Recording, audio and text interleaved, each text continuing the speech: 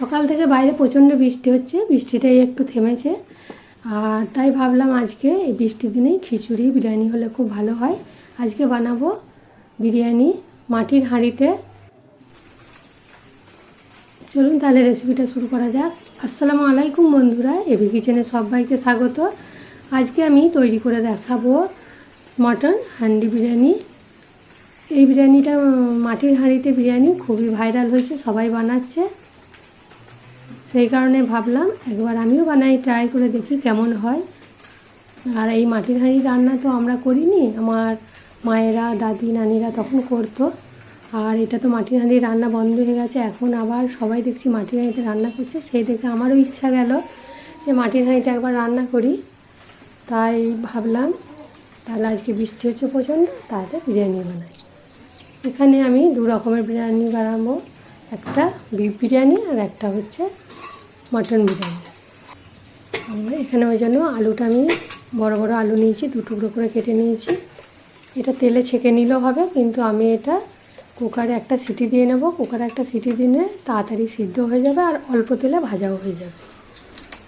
আর একটা বড় ওভেনের দিকে সিটি দেবো, দিয়ে একটা সিটি দিতেই খুলে দেবো, যাতে আলুটা 80% সিদ্ধ হয়, পুরো না সিদ্ধ হয়, তাহলে গলে যাবে না। পরিমাণ মতো লবণ দিলাম আর পানিটা দেবো হালকা ডুবো ডুবো ভাব, একবারে আলুগুলো ডুবিয়ে দেবো না। আর এখানে আমি একটু জর্দার কালার দিচ্ছি, যদি জর্দার কালার কেউ না পছন্দ করেন তার বদলে হলুদ দিলেও হবে। এরকম পানি দিয়েছি। আর বড় ওভেনের দিকটাই দেবো, তাহলে খুব তাড়াতাড়ি সিটি হয়ে যাবে আর সিদ্ধটাও বেশি হবে না।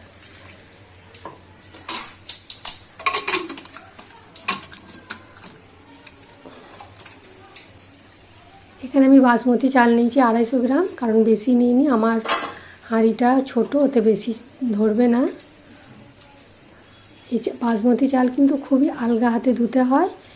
আর ধুয়ে বিরিয়ানির চাল, পোলাওয়ের চাল যদি 1 ঘন্টা ভিজিয়ে রাখেন, ভাতটা খুব ভালো হয়। 2-3 বার পানি দিয়ে ভালো করে ধুয়ে আমি 1 ঘন্টার জন্য ভিজিয়ে রাখলাম। আর এখানে আমি খাসির মাংস নিয়েছি 500, এটাকেও বেশ পরিষ্কার করে ধুয়ে নিয়েছি।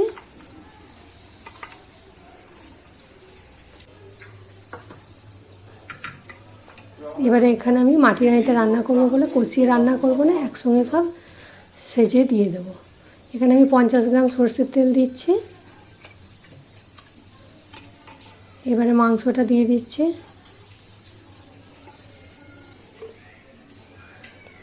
তেলটা 50 গ্রাম দিলাম, কারণ চর্বিটা অনেকটা ছিল, নাহলেও একটু পরিমাণে বেশি দিলেও হতো। আর এখানে আমি লঙ্কা গুঁড়ো দিচ্ছি হাফ চামচ, চা চামচে। আর জিরে গোল দিচ্ছি 1 চামচ, চা চামচে ধনে গুঁড়ো 1 চামচ।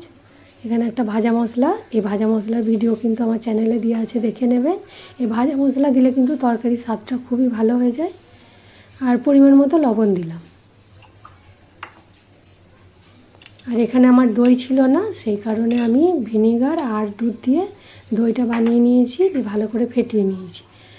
আর যদি ভিনিগার বা না থাকে তাহলে কাগজি লেবু আর দুধ দিলেও হয়ে যাবে। সেখানে আর ওটা একসঙ্গে মাখাতে হবে না, দুধ দিয়ে কাগজি লেবুটা দিয়ে দিলেই হয়ে যাবে। আর এখানে আদা রসুন বাটা ভরে ভরে 2 চামচ দিয়েছি, দইটা 3 চামচের মতো দিয়েছি, আধখানা টমেটো দিয়েছি। সব একসঙ্গে ভালো করে এবারে মাখিয়ে নেব হাতে করে। কে কে এরকম বিরিয়ানি পছন্দ করেন, আবার মাটির হাঁড়িতে বানিয়ে কে কে বিরিয়ানি খেয়েছেন, অবশ্যই কমেন্ট করে জানাবেন। এবং কমেন্টটা কে কোথা থেকে করছেন সেটাও জানাবেন, আপনাদের কমেন্টের অপেক্ষায় আমি থাকব। এবারে হাতটা ধুয়ে অল্প পানি দেব। এখানে আমি পেঁয়াজটা ব্রেস্তা করে দেব, কারণ পেঁয়াজটা ব্রেস্তা করে দিলে বিরিয়ানির কালারটা ভালো হয়। আর বিরিয়ানিতে কাঁচা পেঁয়াজ না দিয়ে ব্রেস্তা পেঁয়াজটাই দেওয়ার চেষ্টা করবেন, দেখবেন খুব ভালো হবে। আর 2টো তেজপাতাকে টুকরো করে কেটে দিলাম। এদিকে আলুটা আমার 80% সিদ্ধ হয়ে গেছে, আলুটা চেক করে নিচ্ছি। ওটাকে এবারে একটা পেতে ছেঁকে নেব। আর ওইদিকে মাটির হাঁড়িতে ফুটে এসছে, আমি গ্যাসের ফ্লেমটা মিডিয়াম করে দিয়েছি। মিডিয়াম করে যতটা পানি বেরোবে সেটা শুকিয়ে নেওয়ার পরে কষবো তখন। এদিকে পেঁয়াজ বেরেস্তাটাও করে নিচ্ছি। পেঁয়াজ বেরেস্তাটা আমার অনেকটাই লাগবে, 2-3 বারে করে নেব। আর এইভাবে ছান্তাই করে ছেঁকে একটা পেপারের উপরে দিয়ে দেব, তাহলে তেলটাও শুকিয়ে যাবে আর একটা ক্রিসপি ভাব যেটা থাকে সেটাও চলে আসবে। কারণ দু রকম মাংস রান্নাই দেবো, আবার ভাতের সাথে যে ব্রেস্তা হয় সেটাও দেবো বিরিয়ানির ওপরে, ওই জন্য পেঁয়াজের পরিমাণটা আমি একটু বেশি করেই নিয়েছি। এইভাবে ব্রেস্তা করে রেখে দিলেও অনেক দিন পর্যন্ত থাকবে। মাংস রান্নায় দিলে এই ব্রেস্তা পেঁয়াজ দিলে কালারটা খুব সুন্দর আসে। আর আমি এই ব্রেস্তাটা কিন্তু হাই ফ্লেমে করব, গ্যাসের ফ্লেমে একদম লো করা চলবে না। পানিটা শুকিয়ে যাওয়ার পর একদম কষিয়ে নিয়ে গ্যাসটা বন্ধ করে দিয়েছিলাম। এবারে ব্রেস্তাটা দিচ্ছি। এটা কিন্তু আমি কষিয়ে দেখানো হয়নি আমার, গ্যাসে একদম কষে কষে যখন শুকনো হয়ে গেছে তারপর আমি ব্রেস্তাটা দিচ্ছি। ব্রেস্তাটা এক মুঠো দিচ্ছি, এটা দেওয়ার পরেও কষাবো কিছুক্ষণ।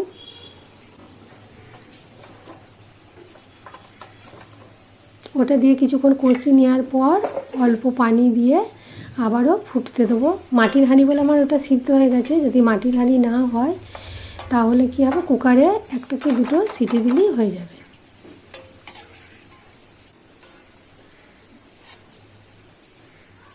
এইভাবে বেরেস্তাগুলো আমার সব হয়ে গেল।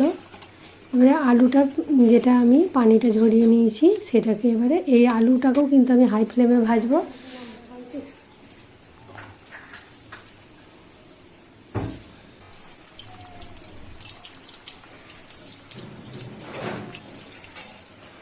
আর একটা আছে অল্প তেল দিয়ে যারা ভাজতে চান, ননস্টিকের কড়াতে যদি অল্প তেল দিয়ে ঢাকা দিয়ে দিয়ে ভাজা হয় সেখানে আলু সিদ্ধও করতে হবে না, খুব সুন্দর নরম হয়ে যাবে।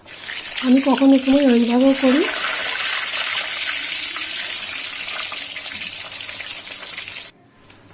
এভাবে পুরো আলুগুলো ভেজে নিলাম। বাইরে এখনও বৃষ্টি হচ্ছে। যে সকল বন্ধুরা আমার ভিডিওটা দেখছেন ভালো লাগলে অবশ্যই লাইক দেবেন আর কমেন্ট করে জানাবেন কেমন লেগেছে। আর যারা এরকম বিরিয়ানি খেতে পছন্দ করেন অবশ্যই কমেন্টে জানাবেন। এখানে আমি পানিটা, এখানে কোনো মাপ নেই, পানিটা একটু বেশি করেই দিতে হবে। পানি দিলাম, লবণটাও বেশি করে দিতে হবে, আর তেজপাতা, গোটা গরম মশলা, একটু তেল দিলাম। তেলটা দিলে ভাতটা কি ঝরঝরে হয়। আর 1 ঘন্টা ভিজিয়ে রাখার পর চালটা ফুলে মোটা হয়ে গেছে।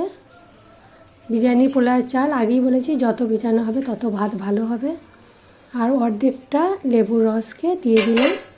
এটা যদি ভিনিগার থাকে তাহলেও হবে, লেবু বা ভিনিগার দিলে ভাতটা কি হয় খুব সাদা হবে। ভাতটা ফুটে এসছে, এটা ফুটে এখন হবে কিছুক্ষণ। আমি ভাতটা পুরো 90% করে নেব, কারণ দমে যে দেবো গ্যাসের উপরে দেবো, আমার দমে বেশি হবে না, সেই কারণে আমি পুরোপুরি ভাতটা করেই নেব। আর যদি দমে কেউ ধরুন কাঠের চুলোতে বা মুখে আটা লাগিয়ে যেটা দেওয়া হয় তাহলে এখানে ভাতটা 80% করলেও হবে। এখানে কিন্তু আমি পুরোপুরি 90%-এর মতো ভাতটা করে নিয়েছি। পেঁয়াজ বেরেস্তা দেওয়ার পরেও পানি দিয়ে ফুটিয়ে মিডিয়াম ফ্লেমে কষিয়ে 15 থেকে 20 মিনিট হয়েছে। এবারে পুরো মাংসটা আমার রেডি হয়ে গেছে। এখানে আমি ভাজা আলু দিয়ে দিলাম 4 পিস, আর বিরিয়ানি মশলা আমি এটা ভেজে মিক্সিতে গুঁড়ো করেছিলাম সেটা 1/2 চামচ দিলাম। আর এখানে কেওড়া পানি দিলাম, কেওড়া জল বা কেওড়া পানি, এখানে মিঠা আতর গোলাপ পানি দিলেও হবে। এগুলোকে দিয়ে ফুটবে। এদিকে আমি মিঠা আতর, জর্দার কালার দেবো আর দুধ দেবো, এগুলোকে একটা তৈরি করে নেব। এর সঙ্গে কেওড়া জলটাও দিয়ে দিলাম। জর্দার কালার যদি কেউ পছন্দ না করেন এটা স্কিপ করতে পারে। তা বিরিয়ানিতে একটু জর্দার কালার দুধ দিয়ে এরকম মিঠা আতর সঙ্গে দিলে দেখতেও ভালো লাগে। ভাতটা কিন্তু আমি কষিয়ে এইভাবে ঢাকা দিয়ে রেখে দিয়েছিলাম। এটা যদি কোনো ঝুড়িতে পানি ফ্যানটা ঝরিয়ে নেন তাহলেও হবে। আমি কিন্তু হাঁড়িতে কষিয়ে চেপে রাখলে ভাতটা আরও হয়ে যায়। এখানে গোটা যে গরম মশলা তেজপাতা ছিল সেগুলো বেছে ফেলে দিলাম। আর এখানে বিয়েবাড়ির মতো তলাতে তরকারিটা তয়ে তয়ে যে একটা সাজিয়ে দেয় আমি ওইভাবে দিইনি, তলাতে তরকারিটা ফুটছে তার উপরে ভাতটা দিলাম। ভাতটাও খুব ভালো মতো পাওয়া যাবে। উপর থেকে বেরেস্তা ছড়িয়ে দিলাম। আর এখানে আমার চিনিকে গুঁড়ো করা ছিল, সেই চিনিটাও অল্প পরিমাণ মতো দিয়ে দিলাম। আর হ্যাঁ, এখানে আমি বিরিয়ানি মশলাও একটু গুঁড়ো করা ছিল সেটা দিয়েছি। ভাতের উপরে একটু মশলা দিলে সেন্টটা ভালো হয়। এবারে উপর থেকে ঘি দিয়ে দিলাম।